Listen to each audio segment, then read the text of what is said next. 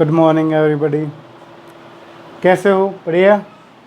चलो आज हम आपको सिखाते हैं आरोही अवरोही क्रम।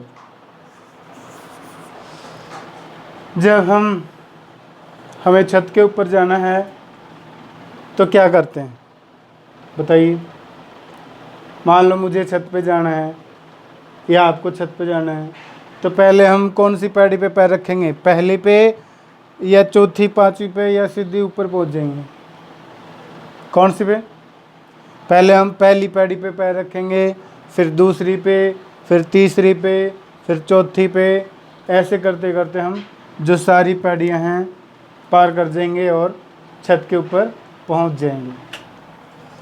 तो देखिए, हम पहले कौन सी पैड़ी पे गए?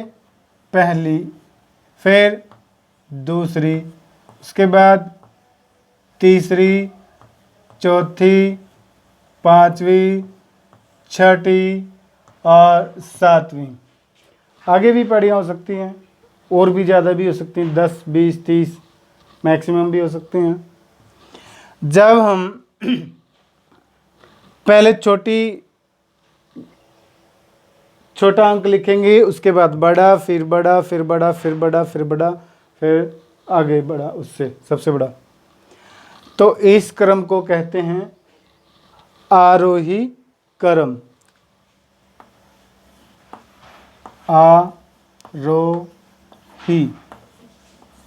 आरोही क्रम।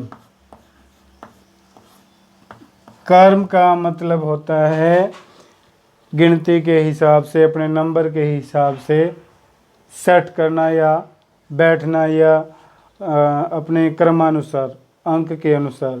जिस प्रकार क्लास में रोल नंबर होते हैं बच्चों के, पहले 1 रोल नंबर, फिर 2, फिर 3, फिर 4, फिर 5, उसको क्रमानुसार कहते हैं।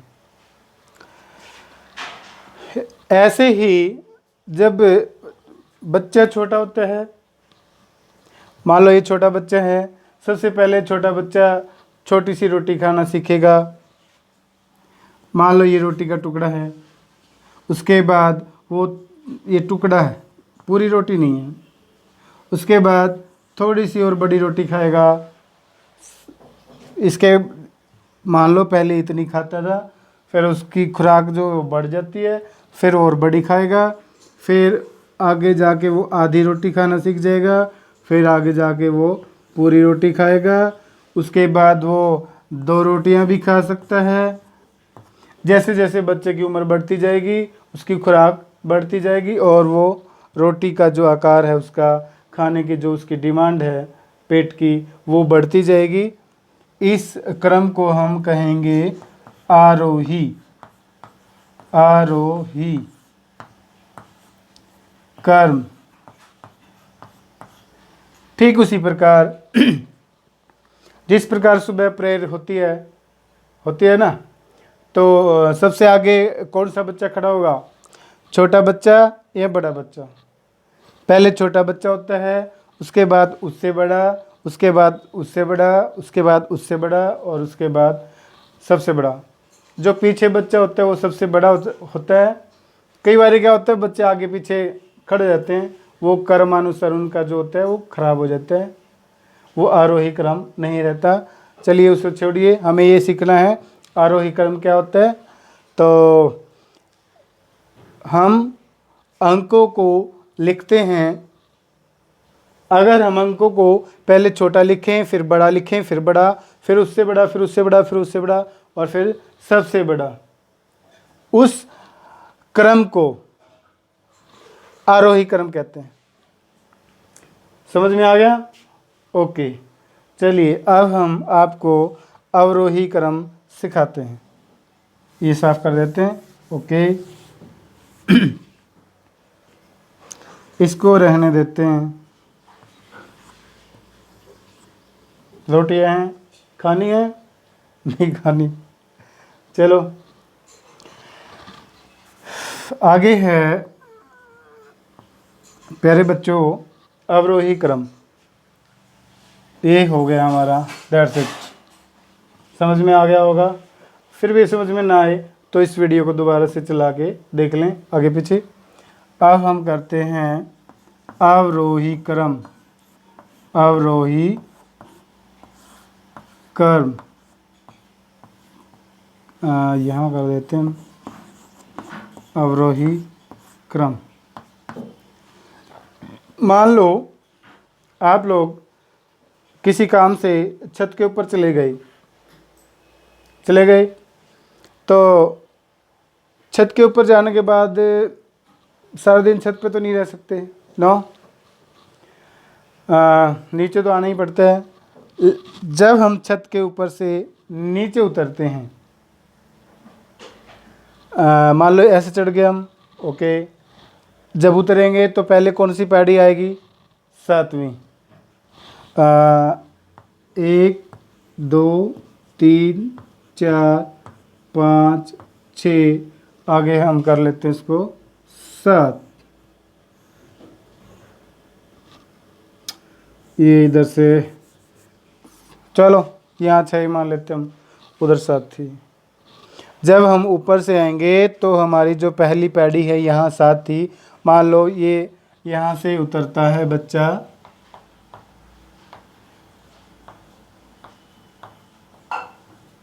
ओके, ये इसके हाथ हो गए,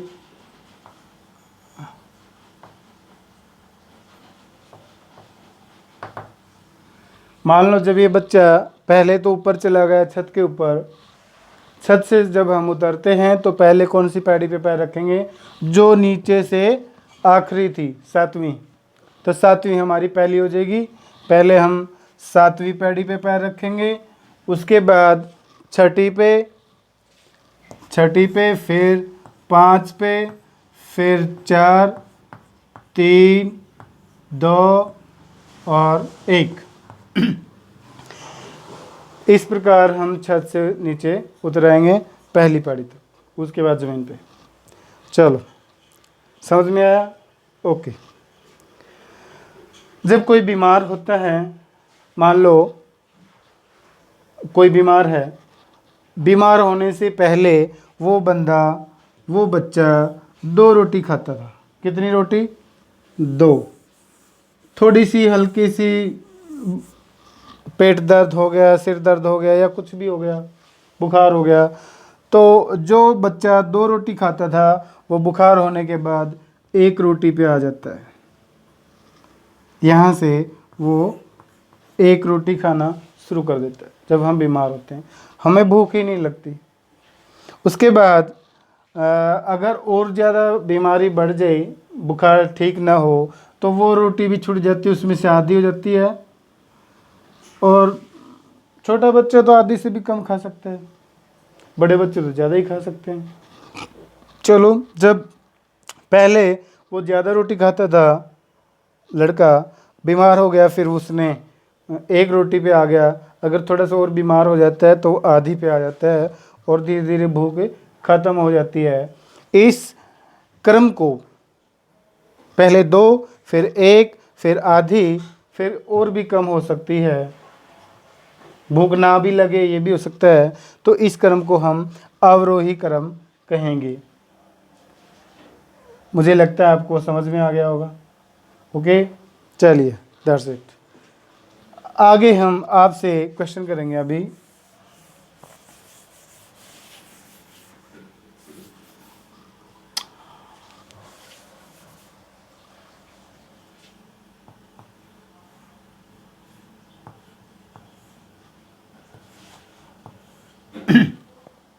यहाँ पर मैं एक संख्या लिखता हूँ,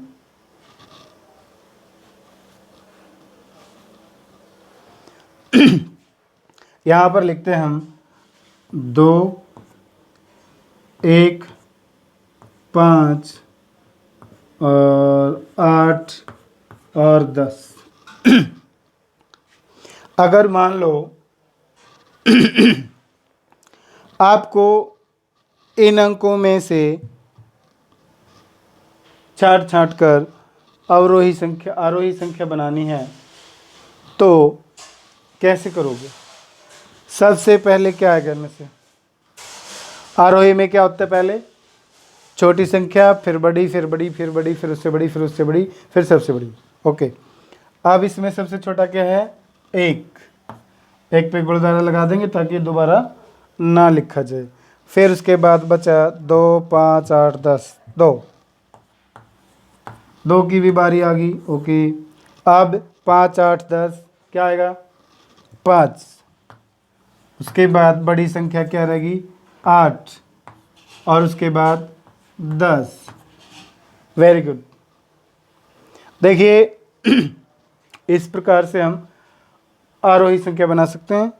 और इसी प्रकार अगर हमें अवरोही संख्या बनानी हो तो पहले क्या करते हैं? पहले बड़ी संख्या लिखेंगे। मैं क्वेश्चन लिख देता हूँ यहाँ। 3 है, 11 है, 9 है, 4 है और 6। इसका अवरोही क्रम बनाना है आपने। पहले क्या आएगा? 3 आएगा, 11 आएगा, 9, 4, 6। अवरोही क्रम में क्या होता है? पहले हम बड़ी संख्या लिखेंगे, यानी कि बड़ी संख्या, फिर छोटी, फिर छोटी, फिर छोटी, फिर छोटी, फिर सबसे छोटी। इसमें सबसे बड़ी संख्या क्या है? 11। पहले 11, उसके बाद 3, 9, 4, 6, 9 आएगा, 9। ओके, उसके बाद बचा हमारे पास 3 और 4 और 6। यहाँ 6 आ जाएगा, फिर 4 आ जाएगा और फिर 3 आ जाएगा। आशा करते हैं कि आपको ये सवाल समझ में आए होंगे। फिर भी अगर कोई कन्फ्यूजन रहती है तो आप कमेंट बॉक्स में जाके कमेंट कर सकते हैं। Thank you.